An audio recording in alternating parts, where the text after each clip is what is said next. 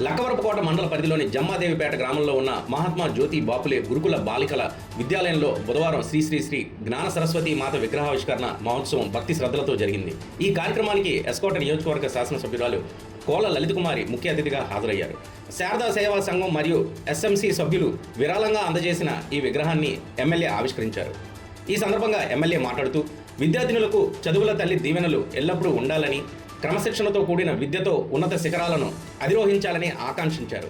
దాతల సహకారంతో ఇలాంటి ఆధ్యాత్మిక కార్యక్రమాలు నిర్వహించడం అభినందనీయమని కొనియాడారు.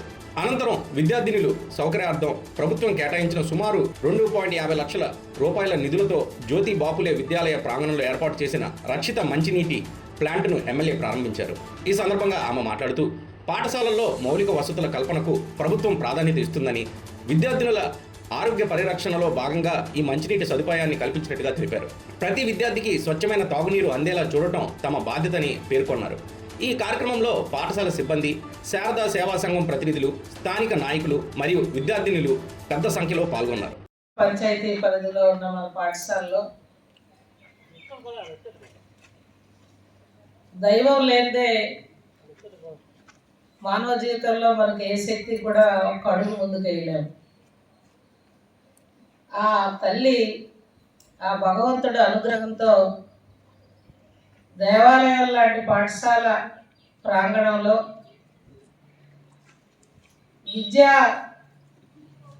విద్యల తల్లి నిలయమై ఉండాలని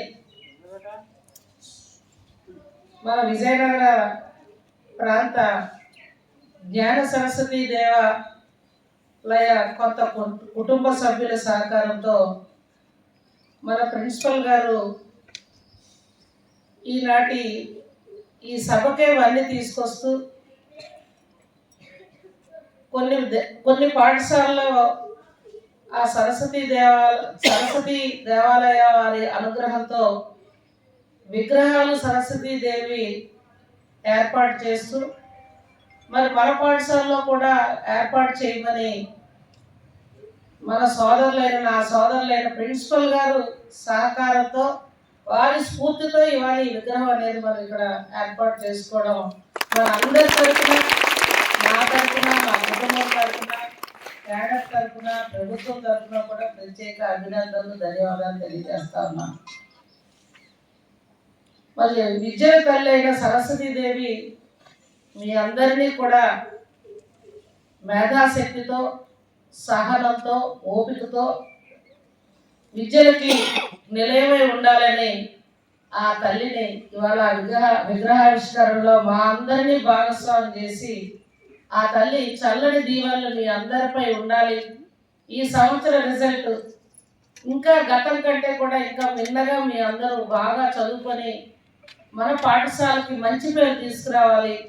కళాశాల కూడా త్వరలో గౌరవ ముఖ్యమంత్రి మంత్రివర్యుల సహకారంతో, అదేవిధంగా మీ విద్యాశాఖ మంత్రివర్యుల సహకారంతో ఏర్పాటు చేసుకోవాలని మరి నా బాధ్యత. ప్రభుత్వ కళాశాలగా రాబోయే రోజుల్లో మన కళాశాలకి ప్రభుత్వం ద్వారా స్థల కేటాయింపులు కూడా నా బాధ్యత. కొత్త వలసలో ఏర్పాటు చేస్తారని, అంతవరకు మరి ఈ బిల్డింగ్కి సంబంధించి మరొక ఫ్లోర్ కోసం కూడా నా వంతు ప్రయత్నం చేసి మీకు పూర్తి సహాయ సహకారాలు అందజేస్తారని తెలియజేస్తూ